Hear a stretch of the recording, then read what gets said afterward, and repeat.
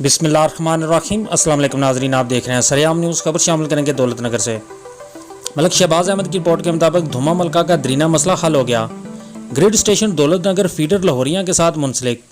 कम voltage का मसला हल, जिस पर अहले दिया ने मलक शाहिद अब्बास अवान, पीर सैयद मंशा हुसैन शाह, मलक शहजाद अवान, डॉक्टर अब्दुल मनान लाहौरिया की कोशिशों से अहले धुमा मलका का दरीना मसला लो वोल्टेज का हल हो गया।